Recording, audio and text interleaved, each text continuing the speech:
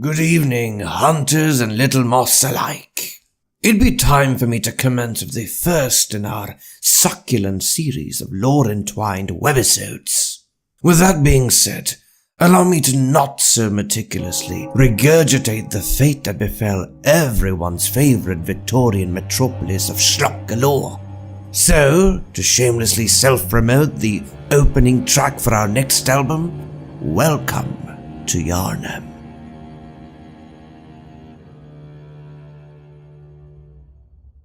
A long time ago, in a galaxy far, far away. Well, not quite. But then again, considering Miyazaki's proclivity for cavorting with the offspring of the astral, the arcane, and the metaphysical, you never truly know. Tish-tosh aside, a congregation of Puritans decided that they wanted to take over the world like their favorite supervillains and reached an epiphany. Let's go explore that peculiar Thumerian labyrinth. You never know what you might find. And while no Minotaur was sighted, they certainly gave Perseus a run for his money with the discovery of the Kraken's winged cousin, Ebrietas, the daughter of the Cosmos, or as some say, Cosmos. So, by either displaying a sense of enthrallment befitting Don Juan de Marco, or by ordering a minibus, they transfer Madame, or perhaps Miss Ebrietas, to an apostolic structure where she just sits and procrastinates away, waiting for someone to come say hello. Then this audacious group of wanderers decide to up the ante a little more and make the brilliant choice or mistake, depending on whom you're asking, to amalgamate religion and government, and call themselves the Healing Church.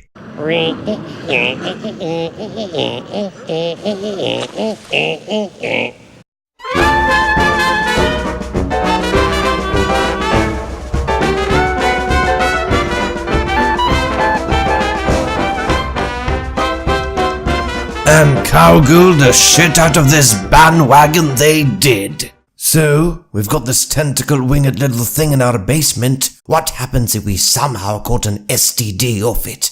Since figuring out the gender was all too daunting a task for fornication purposes, they poked it with little sticks and convinced the most junior member to snort those expelled fluids. Upon realizing that Lucy in the Sky with Diamonds was merely the moon presence having its David Bowie cross-dressing moments, the Healing Church indulged in the best acid trip since Fear and Loathing in Las Vegas.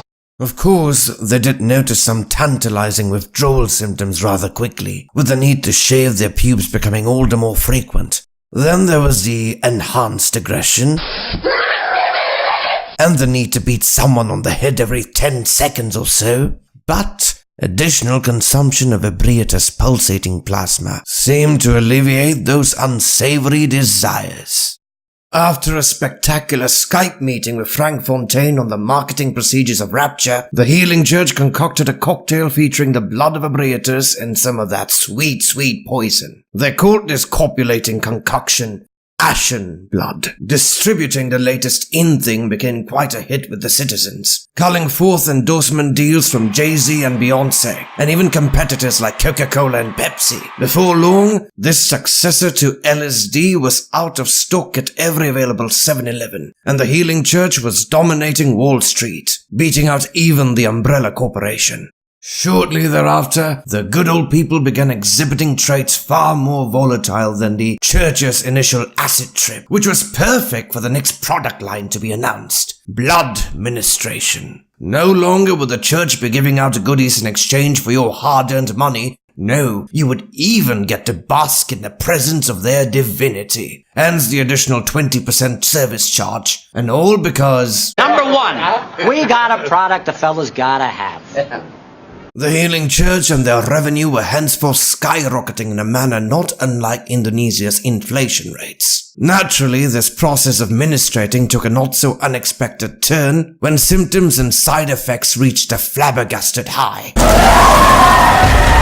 Raping, rampaging, ravaging became the latest rage in the city. Recalling what happened during the Black Mesa incident, It's not shutting down!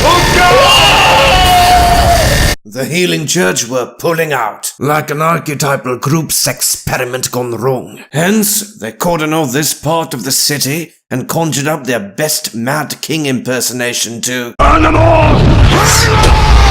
Yes, I left out the part on the powder kegs and whatnot, but that's another tale for another time. Thus, grasping the notion that they royally fucked up with the Ashen Blood product line, the Healing Church spent months in their research and development office, reinventing the wheel. Seeing that blood administration increased profit margins astronomically, and that they maintained a monopoly over all things pharmaceutical, they took to establishing clinics all over the rest of Yharnam, serving up a more refined variant of that addictive elder blood. With the Healing Church's reputation sealed as saviors of old Yharnam, the afflicted were lining up like the fanboys at the premiere of episode 1. Being fully aware of the repercussions of blood administration, and being disappointed that Maria and German had blocked them on Facebook, the Healing Church sanctioned their own little assembly of hunters, led by the ever-charismatic Ludwig. With its own Gestapo in place, denizens that became all too naughty with the onset of the Scourge of the Beast were handled with extreme care. Oh, there's another little fact that I might have overlooked. The Healing Church themselves were addicts that would put Jim Morrison to shame. Consequences of consuming such colossal doses were indeed quite extraordinary.